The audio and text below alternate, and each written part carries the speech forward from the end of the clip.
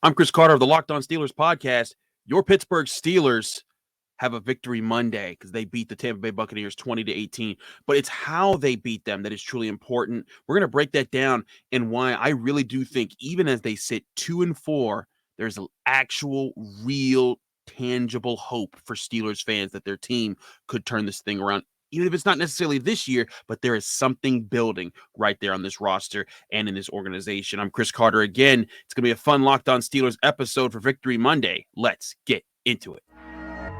You are Locked On Steelers, your daily Pittsburgh Steelers podcast, part of the Locked On Podcast Network, your team every day.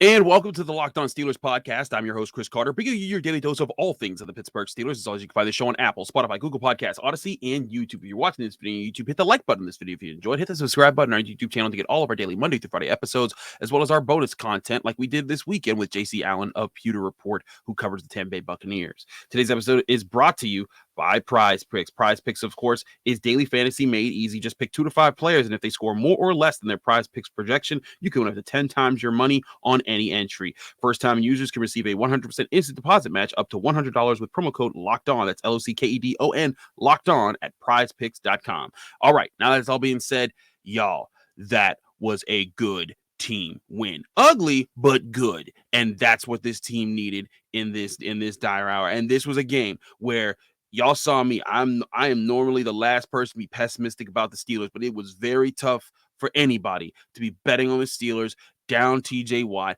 down Minkah Fitzpatrick, down all 3 of your top cornerbacks, and then you're also down Pat Freiermuth. And then in this game, Kenny Pickett goes down. Larry Ogunjobi dealt with an injury. He did return at one point. And then Miles Jack went down with an injury. It was just time after time after time and injury after injury against a team that had the number 6 defense in the league and Tom Brady. But somehow, Mike Tomlin, those Steelers found a way to win. Mitch Trubisky coming in, of course, in the clutch here. But I got to say a few things. Shout out to Mitch Trubisky for hanging in there tough. And even when he was benched, and I said on this show, Pittsburgh should not be mad at that guy. He fought. He gave his best. He didn't do well the first few games, and that's why the Steelers moved on to Kenny Pickett. But the entire time, he handled it like a professional. Even when Kenny Pickett took his job in the second half of that Jets game, when Kenny Pickett got hit out of bounds and was laying on the ground, Mitch Trubisky was the first person to pick him up and help him get back on the field. And here he is. Kenny Pickett goes out with a concussion. He doesn't hesitate. He doesn't say, oh, you need me now, huh? He goes out there and he makes plays, converting third downs, throwing a touchdown. The first touchdown pass to a Steelers receiver all year, using the middle part of the field. It looked like he wasn't playing scared. It looked like maybe he was playing with knowing that the ghost of Kenny Pickett was kind of hovering over him, knowing that his spot could be taken at any minute. And in this game, he looked like all of that was gone away. I will say Mitch Trubisky, 9 of 12, 144 yards and a touchdown. He's not the sole reason the Steelers won this game, but he's a big part of it. But you also got to shout out that defense. They did a great part. We'll get to the defense in a bit, but Chase Claypool, also a monster performance from him after there had been lots of criticism about him to start the season. I did a Tuesday episode this past week about who was going to step up at the wide receiver position because they needed somebody to, and a lot of people thought George Pickens. Chase Claypool turned out to be the guy catching all 7 of his targets for 96 yards and a touchdown, fighting for extra yards on a lot of them.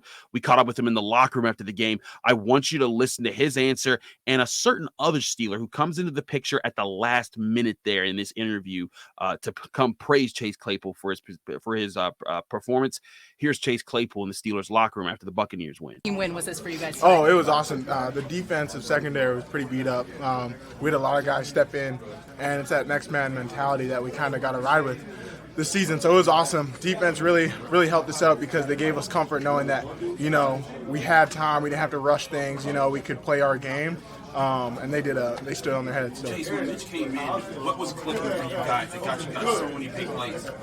It's that Mitch started the season with us, so we had that confidence in him, that timing with him. So it wasn't like we had to figure things out. We were calling the same plays. And hats off to him because he was very poised. and he did his thing.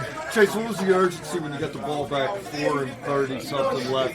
Yeah, especially with Tom on the other side, we couldn't play safe. We had to go try and score. That was the mentality.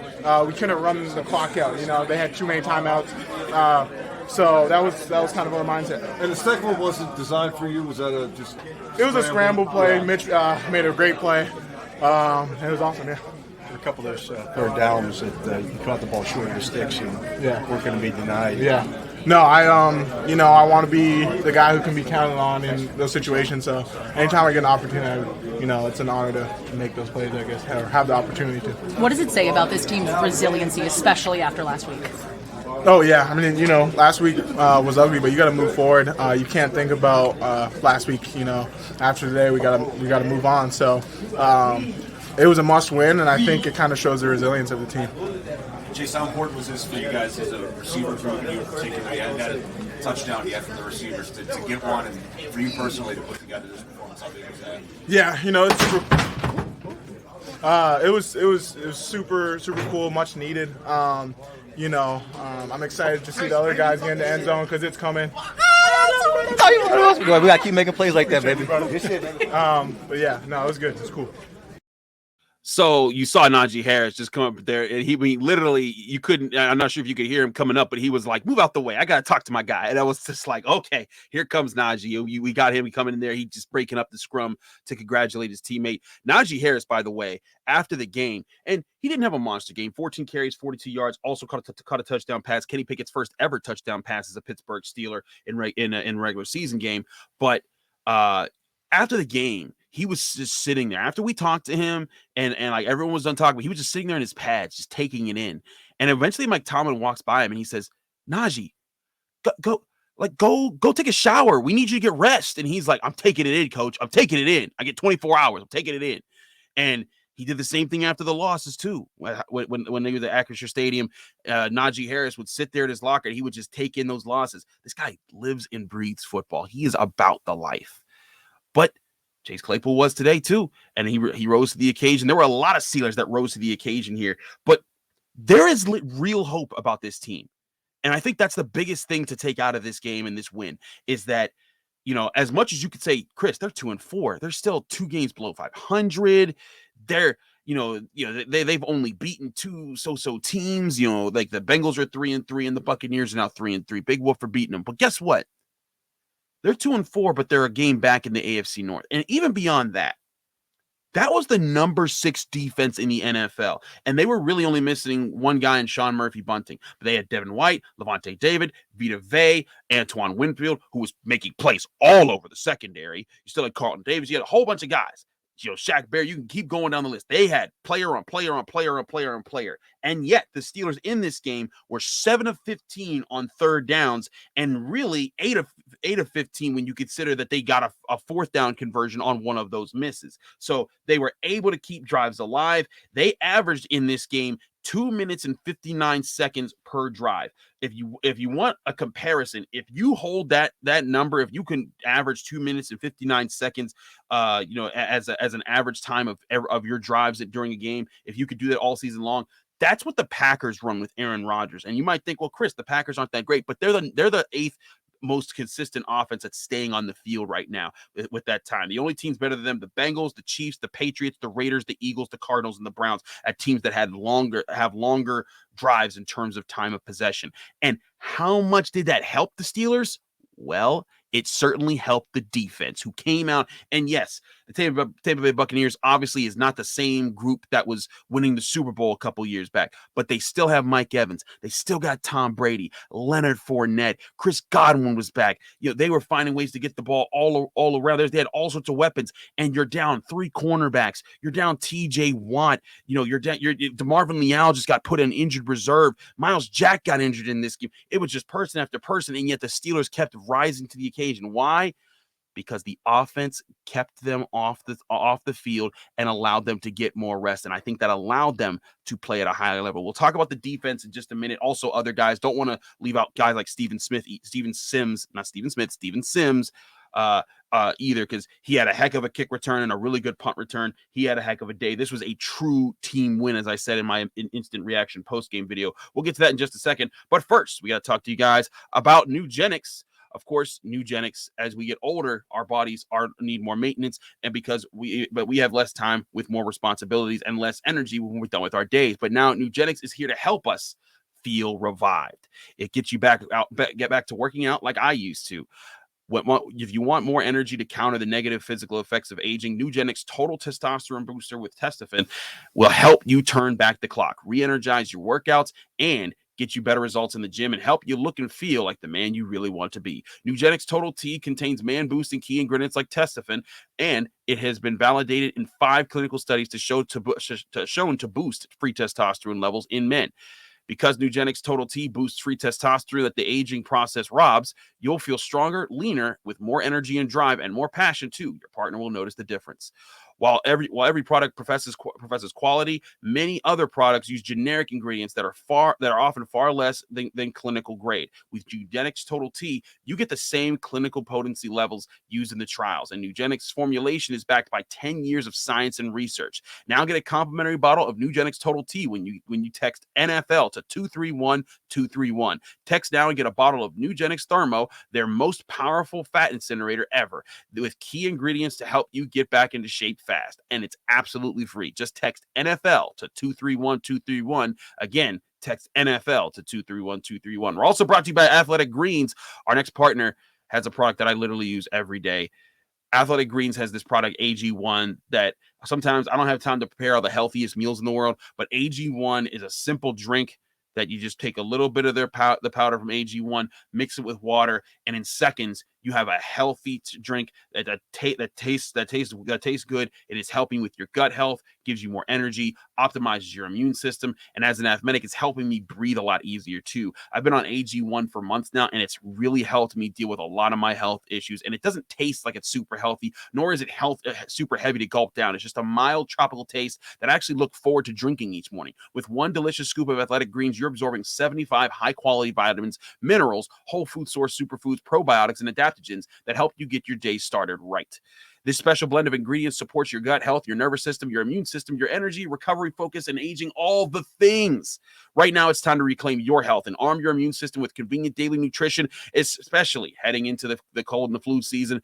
It's just one scoop in a cup of water every day. That's it. No need for a million different pills and supplements to look out for your health. It costs less than $3 a day. It contains less than 1 gram of sugar and supports better sleep quality. To make it easy, Athletic Greens is going to give you free 1-year supply of immune-supporting vitamin D and 5 free travel packs with your first purchase. All you have to do is visit athleticgreens.com/NFL Network. Again, that's athletic.greens.com/NFL Network to take ownership over your health and pick up the ultimate daily nutritional insurance. And as you know, in the Locked On Steelers podcast, when we do back-to-back ad reads, we keep it rolling because we don't got to do no others. All right, I want to get to the defense, and I think it's worthy to be said about what the defense did in this game.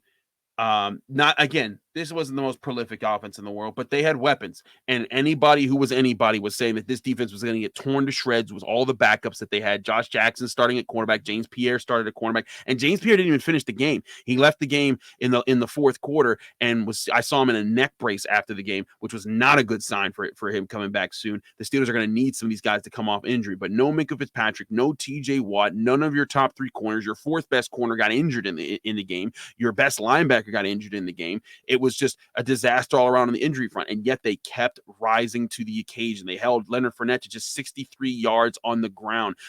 Tom Brady, 25 of 40 for 243 yards and a touchdown.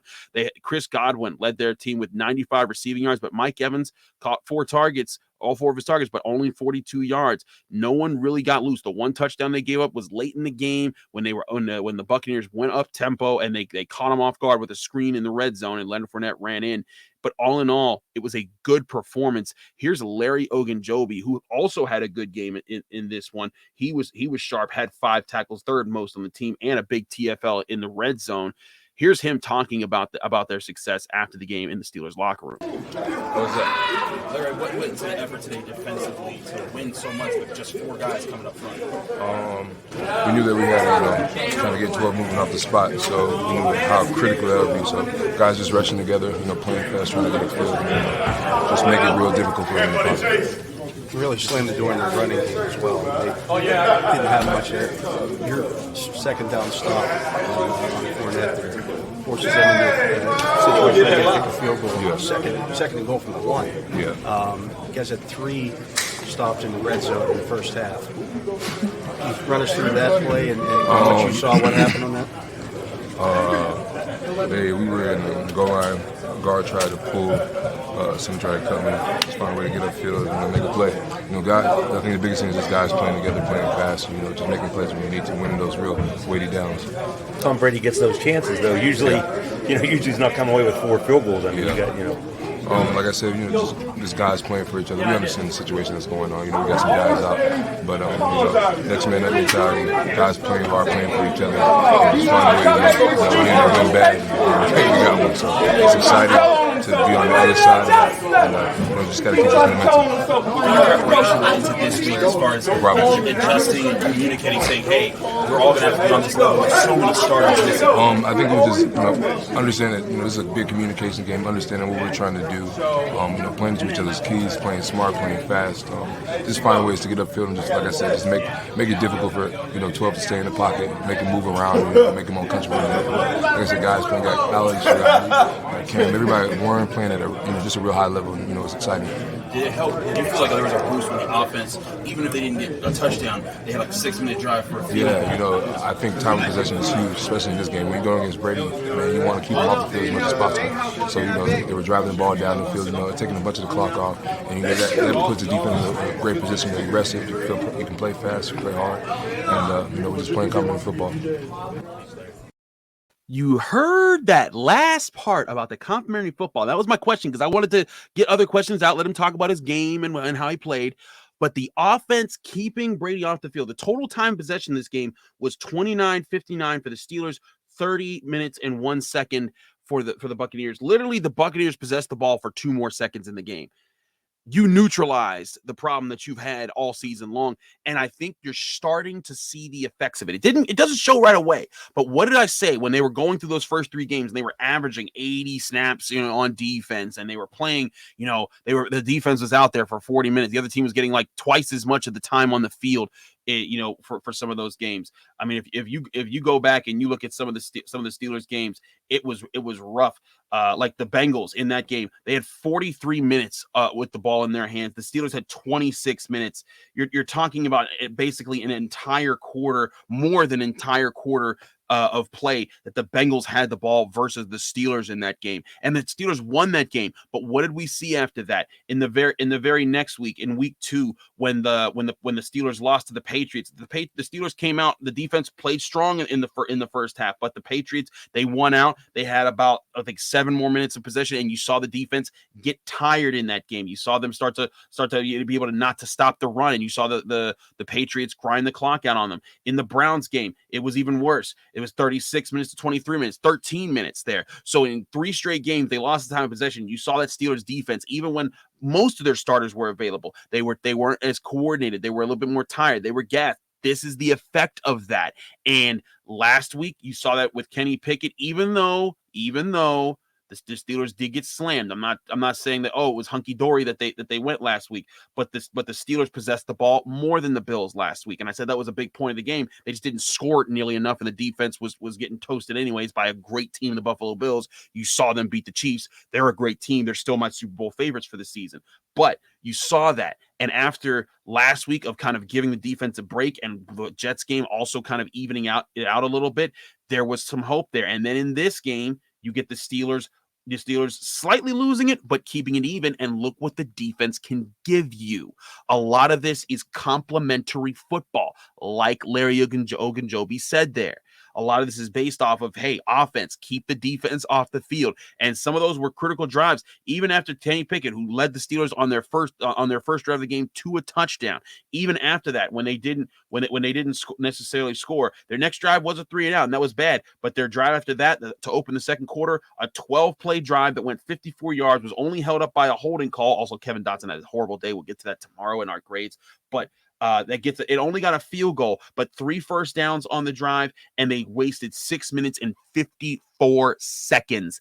That is what you want. If you're the Steelers, you need, even if you don't get mega points, just be efficient on drives. And to Mitch Trubisky's credit, in the fourth quarter, when they absolutely needed it, he had a 3-minute, 43-second drive for a touchdown and a 4-minute and 38-second drive that clocked out the game and allowed the Steelers to kneel out the clock.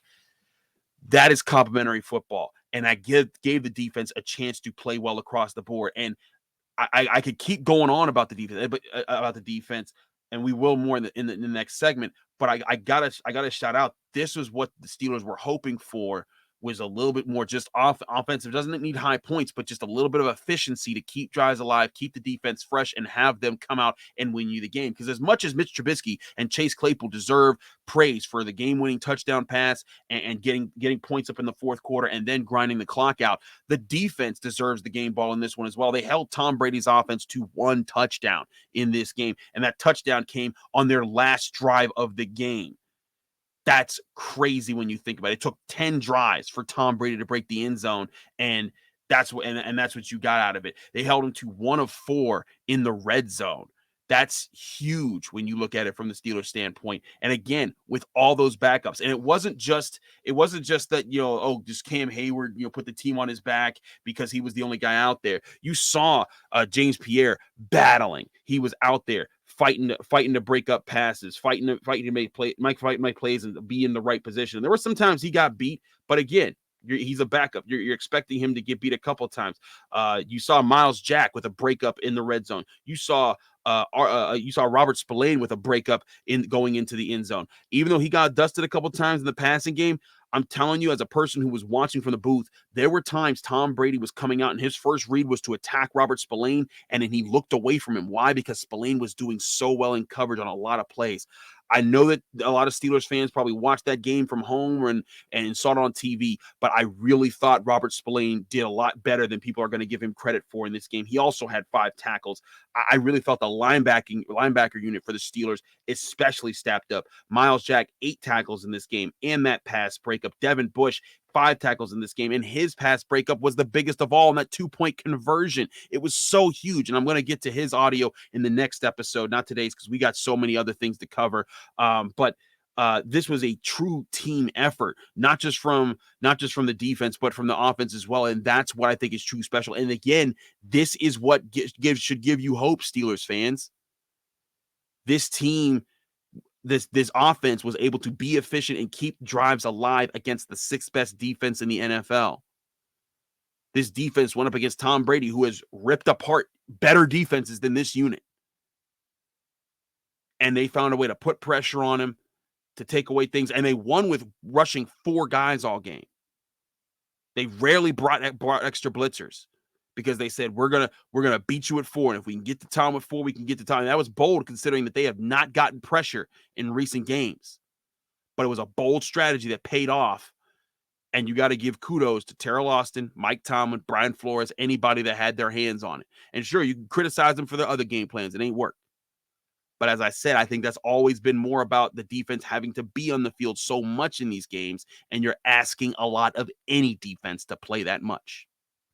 But I talked to Alex Highsmith one-on-one after the game. He also gave us some great quotes and some great talking there, just about what it meant for him to sack Tom Brady. He forced a fumble that the Steelers almost recovered in that game. That would have been huge if they would have picked that up. But he looked good. The defense looked good. I want to talk more about him and then get you guys some more perspective on about why you should have hope for your Pittsburgh Steelers moving forward. But first, we got to talk to you guys about our friends at PrizePicks. Now, if you don't know about PrizePicks, PrizePicks is fantasy sports made easy, and it's daily fantasy sports too, because when you're playing Prize Picks, you're not trying to compete with a million people in the world to make the best starting lineup. All you're doing is picking anywhere from 2 to 5 players, and if you think you have a beat on their fantasy and day, you can win serious money from Prize Picks, because all you're going to do is for each player there's certain stats that have more or less components. Like, for example, if in this game you thought that Kenny Pickett was listed as throwing 0.5 touchdown passes, mean he just had to throw 1, and you said he threw more than that this game, you would have won, because he would have had that. If Chase Claypool had more or less of 50 yards receiving in this game, you would have won if you said more. That's all you're doing with Prize Picks, just picking more or less, and you can win up to 10 times your money on any entry. And you're not competing against others. It's just about guessing right on your more or less picks. Prize Picks includes NFL, NBA, Major League Baseball, NHL, college sports, and so much more. Download the Prize Picks apps or go to prizepicks.com to sign up to play daily fantasy sports. First-time users receive a 100% deposit match up to $100 with promo code Locked On. Don't forget that promo code Locked On, LOCKEDON, Locked On, to sign up for an instant deposit match up to $100 when you visit prizepicks.com or go to the Prize Picks app.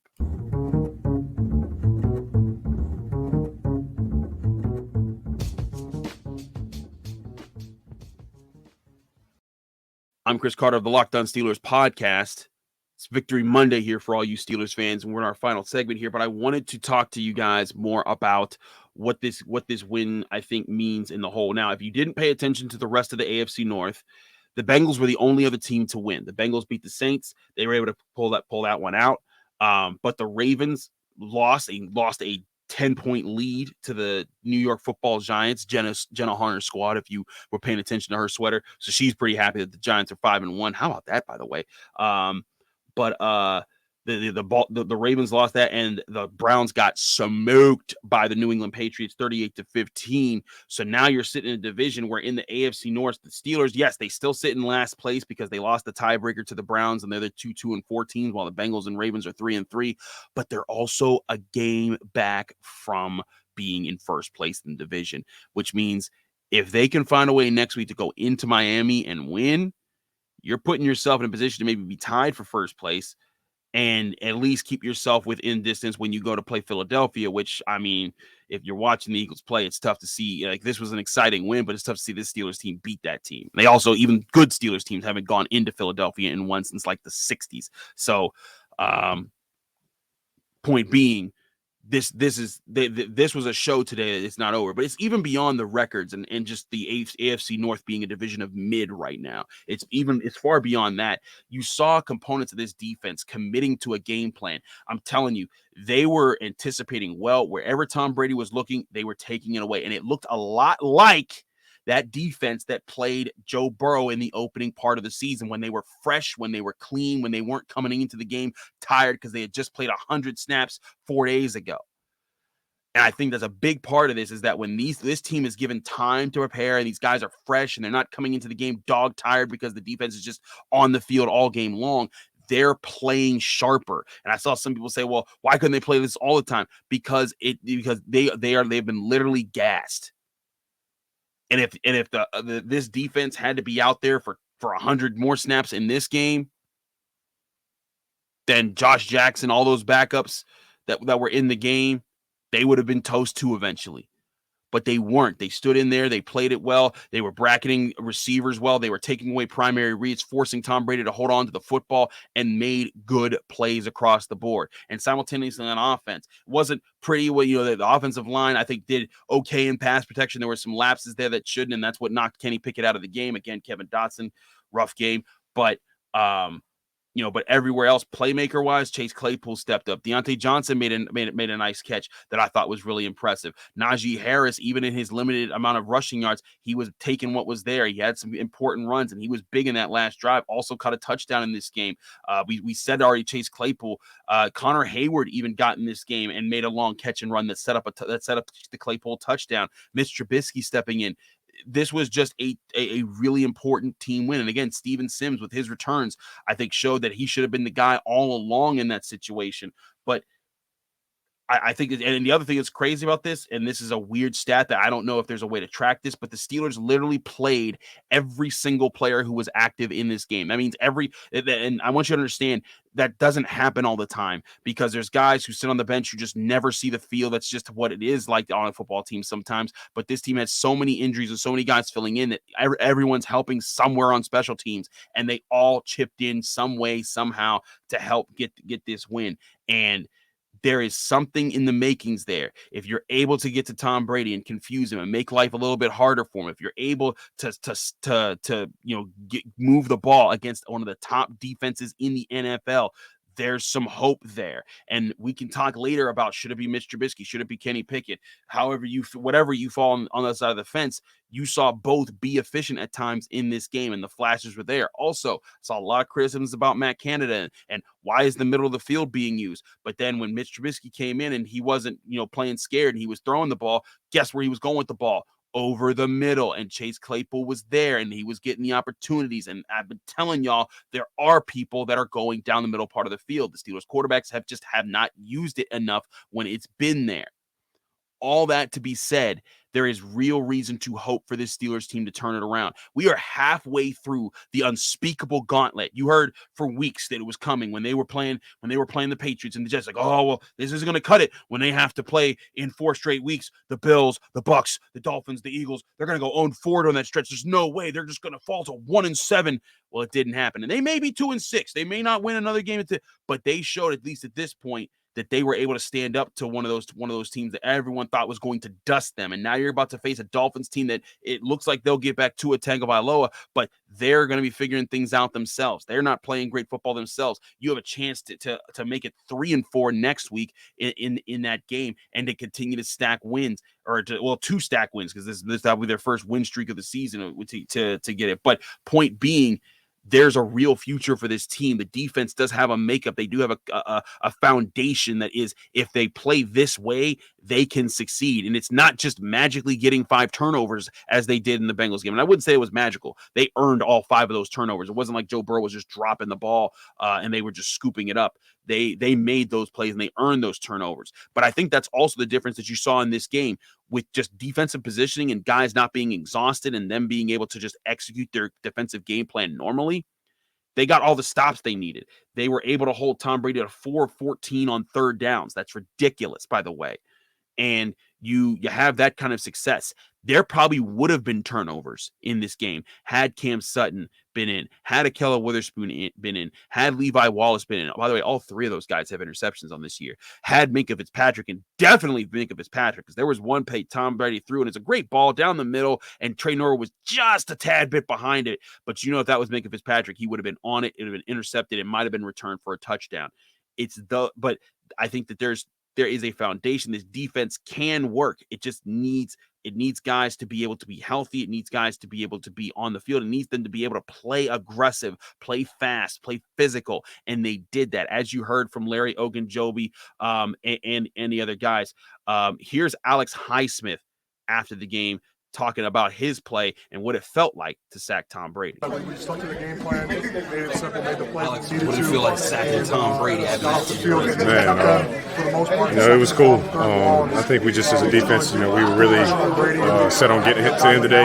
I think we did a great job of providing pressure. Worm, Malik, Cam, Larry, everyone was providing pressure that was in, and so I think we just did a great job of continuing to stay after it. It seemed like you guys didn't dial out too many extra blitzes, relying on you guys to win a lot of just 4-man rushes.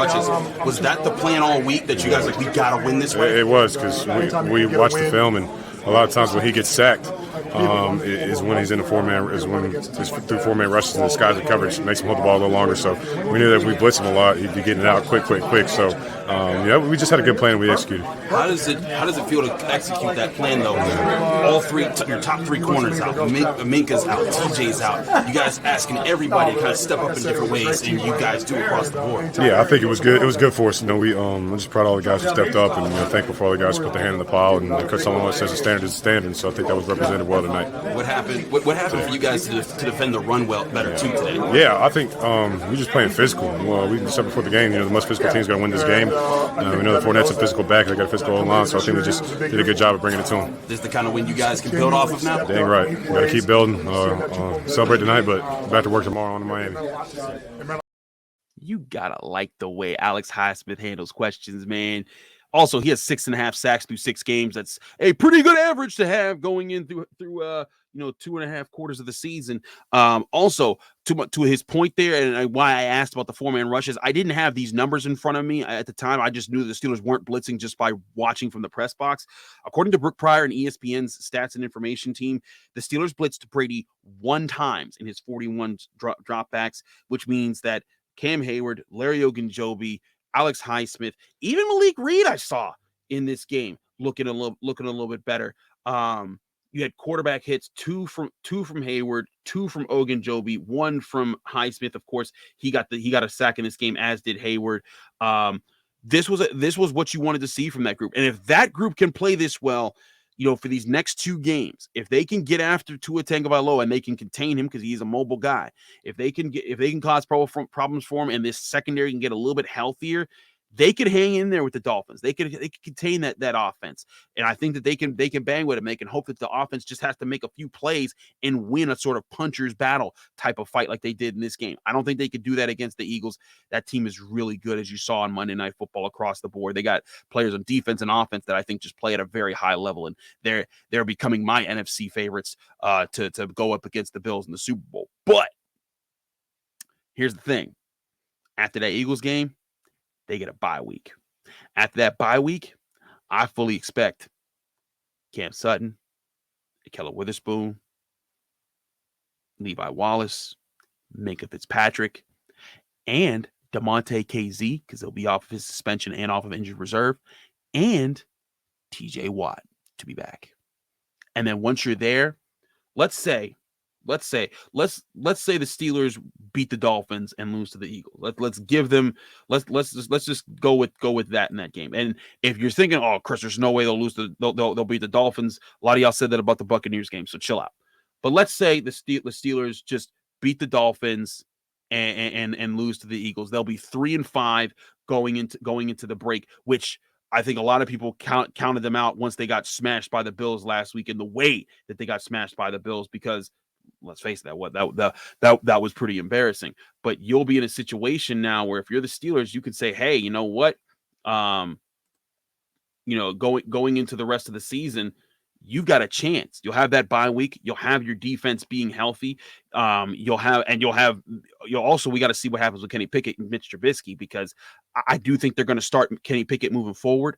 Even though Mitch Trubisky came in and played hot at the end of this game here, but in the long term, you want to give Kenny Pickett a chance, because I don't think Kenny Pickett played poorly in this game. He also made some mistakes. We'll go over that again in the grade segments tomorrow. But when you look at this Steelers schedule after the fact, after the bye, they're at home against the Saints. They're at home against the Bengals. Those are 2 beatable teams. They've already beaten the Bengals. The Saints don't look too great. They'll be on the road against the Colts.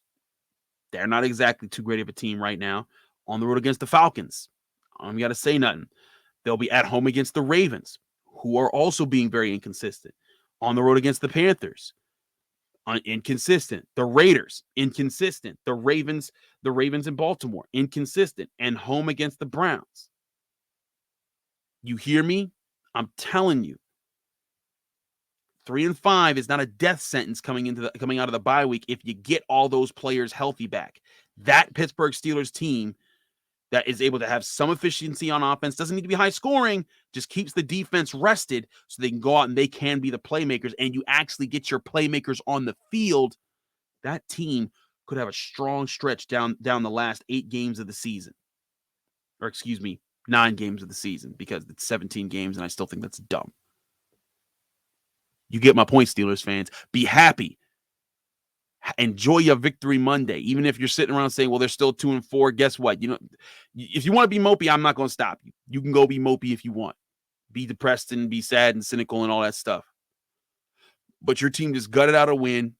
Also, Tom Brady is winless at Acrisure Stadium. How about that?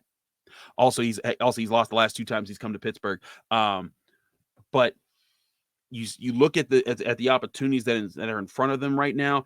It's not great, but it's also not nearly as bad as people were making it out to be when the Steelers got blown out by the Bills.